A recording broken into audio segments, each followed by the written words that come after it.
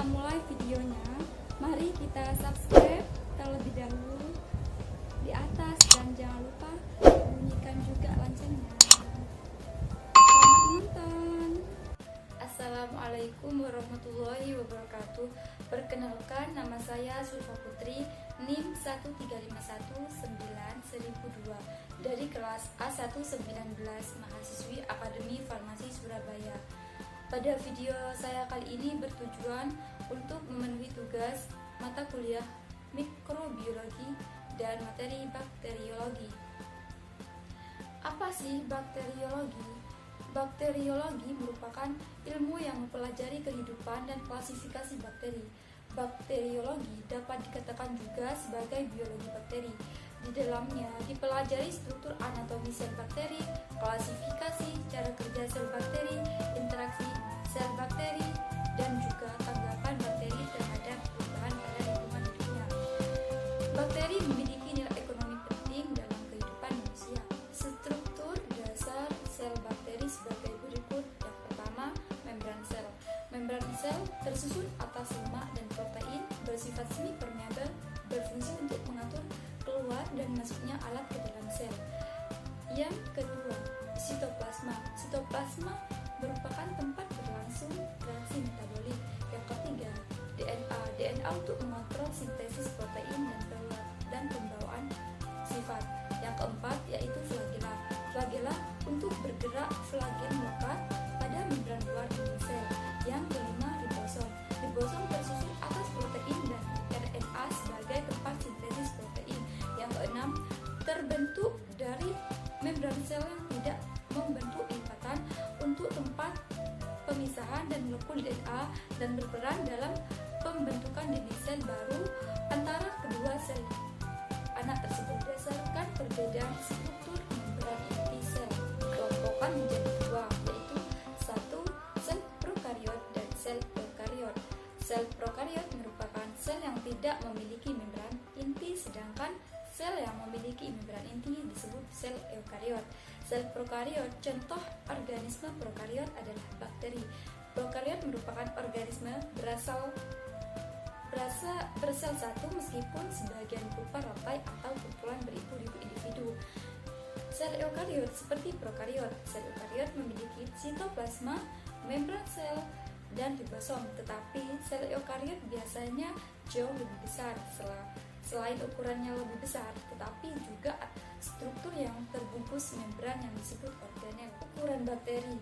Bakteri merupakan organisme mikroskopis rata-rata berdiameter 1,25 mikrometer. Bakteri yang terkecil adalah Dialister neomes dengan panjang tubuh 0,15 sampai 0,30 mikrometer. Sedangkan bakteri terbesar adalah Spirillum voluntas panjang tubuh 13 sampai 15 mikrometer. Ukuran bakteri adalah mikroskopis, artinya dapat dilihat dengan menggunakan mikroskop. Ada tiga macam bentuk bakteri sebagai berikut. Satu, bentuk batang atau basil, yaitu ada monobasil satu sel, diplobasil yaitu dua sel yang saling bergandengan, streptobasil yaitu empat sel yang saling bergandengan. Dua, yaitu bentuk fokus atau bulat, yaitu ada monofokus satu, hipofokus dua, stafilococcus membentuk seperti segitiga, streptococcus memanjang seperti rantai atau ular, sardina membentuk bidang ruang atau seperti kubus, dan ada juga tetracoccus seperti bidang datar terdiri dari empat yang saling bergiliran. Yang ketiga yaitu bentuk spirilia, ada bentuk spiral, ada bentuk vibrio, dan ada bentuk spiroseta. Perkembangbiakan bakteri. Bakteri berkembang biak dengan cara rekombinasi genetik dan membelah diri. Rekombinasi genetik adalah pemindahan secara langsung bahan genetik atau DNA di antara dua sel bakteri. Pembelahan diri secara biner langsung. Pada pembelahan ini, sel bakteri membelah menjadi dua sel antara di mana sifat sel anak yang dihasilkan sama dengan sifat sel induknya. Rekombinasi genetik. Rekombinasi genetik adalah proses pertukaran elemen genetik yang dapat terjadi antara untaian DNA yang berelemen atau antara bagian-bagian gen yang terletak dalam satu untaian DNA. Rekombinasi genetik pada bakteri. 1. Transformasi merupakan perpindahan materi genetik berupa DNA dan sel bakteri yang satu ke sel bakteri yang lain. Yang kedua yaitu transduksi adalah materi genetik bakteri ke bakteri lain dengan perantaraan virus. Yang ketiga yaitu konjugasi adalah bergabungnya dari bakteri dengan membentuk jembatan untuk pemindahan materi genetik. Macam-macam bakteri berdasarkan sumber oksigen yang diperlukan dalam proses respirasi. Bakteri dikelompokkan sebagai berikut. 1. Bakteri aerob, yaitu bakteri yang menggunakan oksigen bebas dan proses respirasinya, misal Nitrobacter. 2. Bakteri anaerob, yaitu bakteri yang tidak menggunakan oksigen bebas dalam proses respirasinya, misal Streptococcus. Berdasarkan terdapat oksigen, bakteri dikelompokkan menjadi 1. Bakteri aerob obligat, yaitu bakteri yang hanya dapat hidup dalam suasana mengandung oksigen, misal Nitrobacter dan Heterogonus.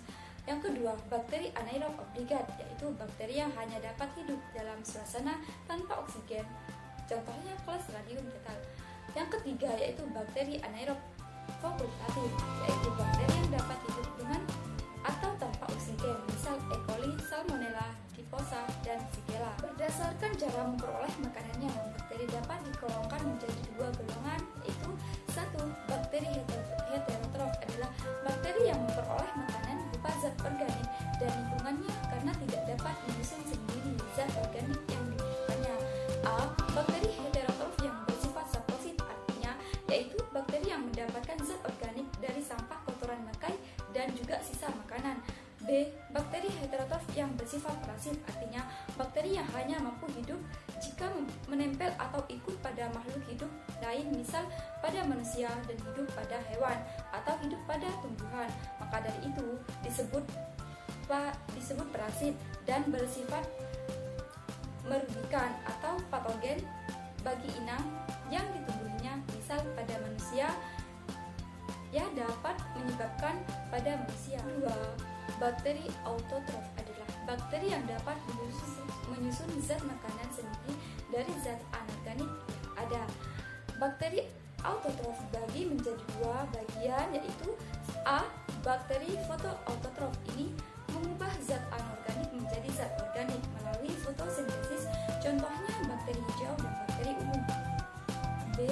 Bakteri kemoautotrof, yaitu bakteri yang menggunakan energi kimia yang diperoleh pada saat terjadi perombakan zat kimia dari molekul yang kompleks menjadi molekul yang sederhana dengan melepaskan hidrogen, contohnya Nitrosomonas, Nitrococcus, Nitrobacter. Biasanya terdapat pada bintil-bintil akar tanaman kacang-kacangan. Sekian dari penjelasan saya. Kurang lebihnya mohon maaf apabila ada salah kata dan kekurangan. Wassalamualaikum warahmatullahi wabarakatuh.